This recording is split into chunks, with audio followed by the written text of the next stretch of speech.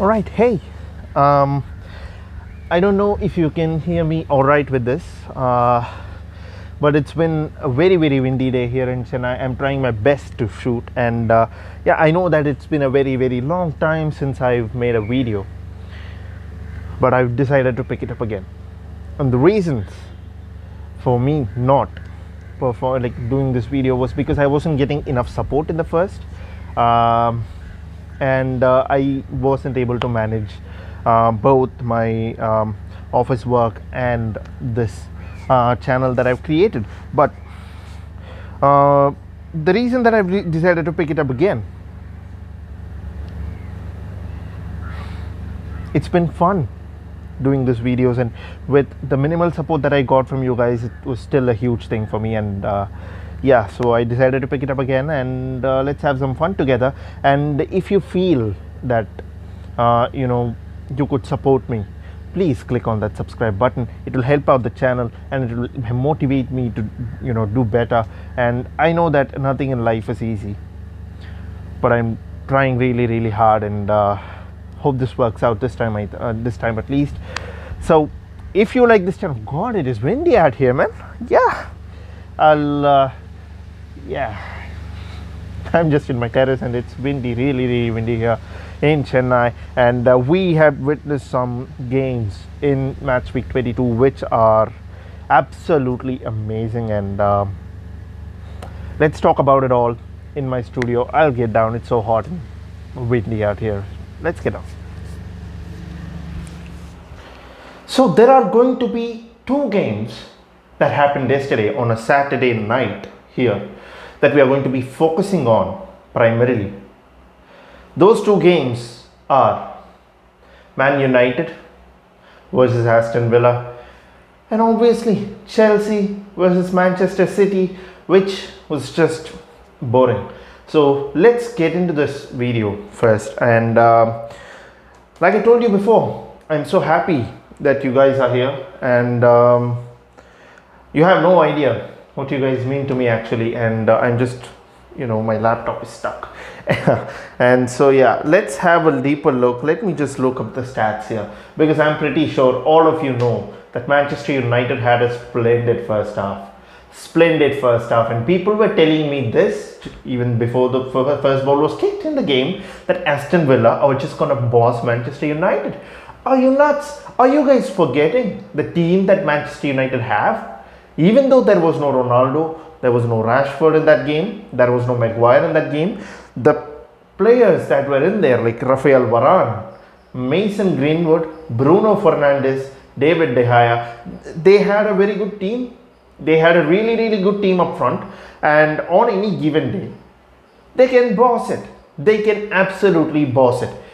I'm not including Fred or Matic in this, and it is not even a debate. Matic is past it. Let's all be honest here. Matic is past his age. He's like, what? He's closer to 40 than to his 30s right now. And let me just tell you, Premier League is a competition where everything is so fast, and after a particular age, unless you're Ronaldo, you cannot keep up. Alright, so it is time for Manchester United to move Matic on and bring in a new midfielder. And I'm guessing Zakaria is the Switzerland midfielder, is part of their plans, which would be a very good signing for Manchester United, I cannot lie. As a Liverpool fan though, it was a dream to see Coutinho come back into the Aston Villa side that is managed by Steven Gerrard, nonetheless my hero, my idol. And within the space of 5 minutes, 2 goals in the 77th minute and the 82nd minute, which was absolutely amazing. The little magician with an assist and with a goal, and Jacob Ramsey to feed him and score one. This game had literally everything. The first half was Manchester United, the second half was Aston Villa, and it was absolutely amazing.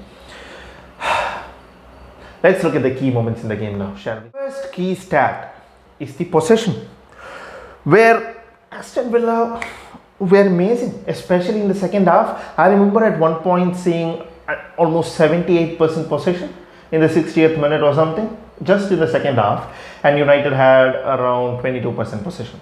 That meant that all of the work that Manchester United did in the first half went away at that point, and Ralf Rangnick needed to make a change and bring fresh legs in the midfield because their midfield was tiring. Fred was starting his usual things that Fred does, and he was making small errors, and that is where Ralf Rangnick should have identified and brought on either Donny van der Beek or Jesse Lingard. And there was talks of Phil Jones at one point playing in the midfield. Something should have happened. Even Phil Jones is better at the DM role. He can just sit and block all day, but that did not happen. What happened then? In the 77th minute, when the little magician came on, just 5 minutes before that, he came in the 73rd minute, I guess. He put in an assist from a mistake from the midfield because Matic could not keep up with Coutinho, and Fred did nothing at all. He did not cover up for Matic or anything. Coutinho just ran in, pinged the ball. Jacob Ramsey finished it.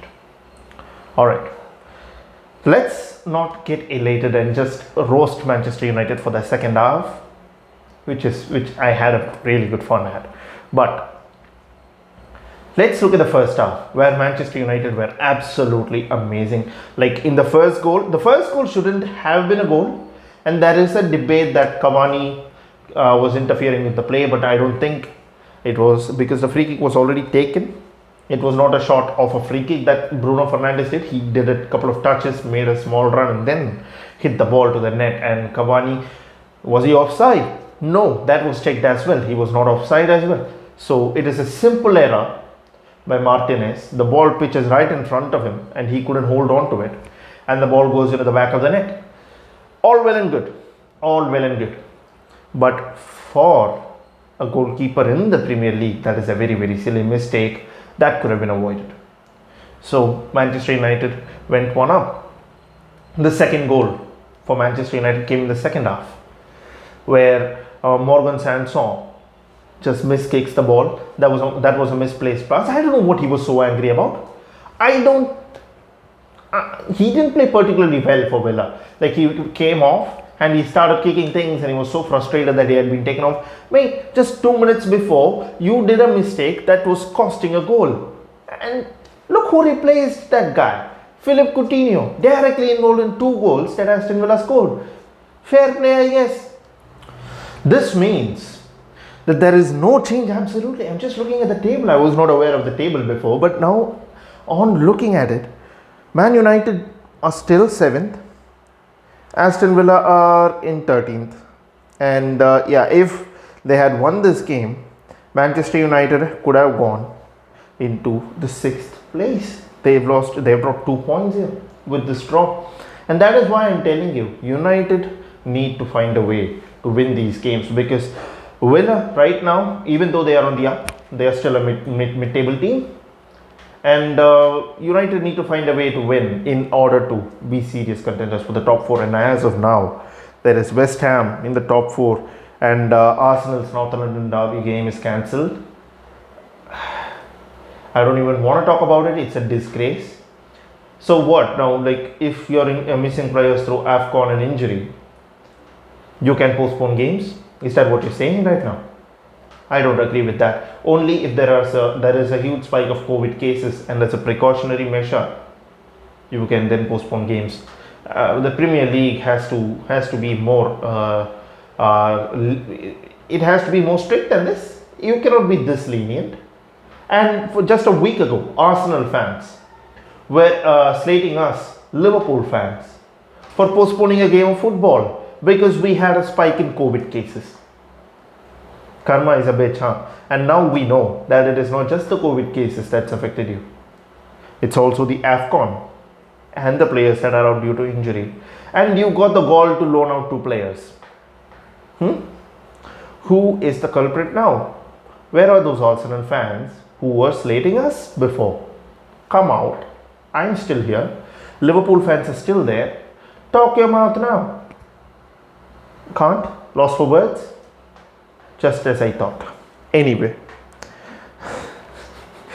Man City versus Chelsea is the next game, and this game was so poor. early kickoff in England. It was already evening here. Uh, it was so poor. Chelsea could have attacked more. They had a better bench in comparison to City, who had kids in the bench, and I could not see anyone else other than Gundogan, Fernandinho, and Gabriel Jesus in the bench. The rest were kids. Chelsea had Kai Havertz, Mason Mount, and players like these in their bench, and it was clearly a stronger squad. Chelsea's squad was a bit stronger than City's, and they did not play an attacking style of football. They just sat back, went 1-0 down, and then tried to attack. Nothing worked. They switched to a back four and all that. Couldn't do anything in the end. City were just too good. And let me tell you this. I'll give this to Chelsea though. The refereeing in that game was so poor. It was so poor. Like, I'm a neutral watching the game. Okay? And if a player from Chelsea, if a Chelsea player just trips a Man City player, he's given a card, not even a first warning. Early in the game. Really early in the game, you're giving a card. So that sets the tone for the game. You need to be producing cards for subsequent fouls. No. Kyle Walker pushes a player down, like literally he wrestles him to the ground. No card. City are doing everything. All the fouls, just warnings after warnings. Till the end, the referee was consistent. If a Chelsea player fouls, give him a card. If a City player fouls, nothing. Just talk some sweet words into his ear. Maybe he will listen, maybe he'll do it again. But then repeat the process. Eat, sleep, repeat. And the way that some of the City players were complaining, just hate these kind of players. Like Jack Grealish, always going nag into the referee's ears every time he's tied. Raheem Sterling, what a disgrace of a player. I'm not just saying this because I'm a Liverpool fan, but seriously.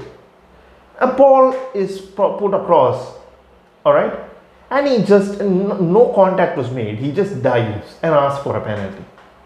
He should have been booked. Aren't we giving out cards for diving anymore? What is going on? People call Salah a diver, a Mane a diver. Lads, Sterling, my God. Sterling and Harry Kane are the biggest divers of the game, I tell you. They are the biggest divers of this game. So in conclusion, City win, and probably they are going to win the Premier League this year. I hate it, to be very, very honest. But as a Liverpool fan, we still have the Champions League and the Cup semi-final. I don't know, if we win the Community Shield and if we go as far as semis or the finals in an FA Cup and probably win it, and if we are able to win the Champions League, I would call this a very, very successful season. We could still do the treble, which is highly possible with the team that we've got and with the talent and with the players that we have in our disposal. But City have won the league unless and until they slip up, which is very, very rare, because generally after the winter break, as far as we've known, City, they never slip up. They go on a 18-19 game run, and then after maybe April, when the lead is almost 20 points, they lose a couple of games, and that is exactly what I'm expecting as well. But if Liverpool can keep the pressure on, they have 2 games in hand as of now. And if they can win their 2 games, it's 8 points.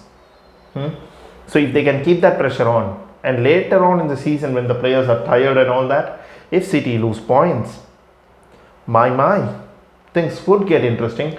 But I don't see that happening. I could just see City winning this league so easily. And Liverpool coming in second place again with this team. FSG, please back this manager, because I don't think we are getting a better chance, because in 30 years, after Brendan Rodgers' little stunt, this is the closest that we've come to consistently challenging for the title. Because even under Rafa Benitez, we were up and down like the stairs. But we won't get another chance. We won't get another Jurgen Klopp. He's going to leave in another 3-4 seasons. By 2024, his contract is coming to an end. Can we win another league and a Champions League before that? We have to wait and see. FSG, bring your money out. Don't be such... I don't even know. I don't even want to talk about FSG at this moment anyway. My prediction for the Liverpool game though, is 2-0 Liverpool. I know that Ivan Toney is a threat. I know that Mbeumo is there as well, and there are some other players as well in Brentford's team. But I'm still going with a 2-0 win. I expect our boys to keep a clean sheet, even though they attack us. And if anything goes like the last time, it was a crazy game, 3-3. Our defense should have been better, and I'm expecting our defense to be better this time. I need a clean sheet, boys. Come on, let's do this. Let's do this. And with that note, I'm ending this video. Hope you all like this new version setup. What should I improve? Just do let me know in the comments. And if you're new to this channel, which most of you are, please be kind and click that subscribe button. It helps out the channel a lot. And until next time, I'll see you all in my next video. Until then, stay safe, wear those masks, and keep those hands clean. Ciao.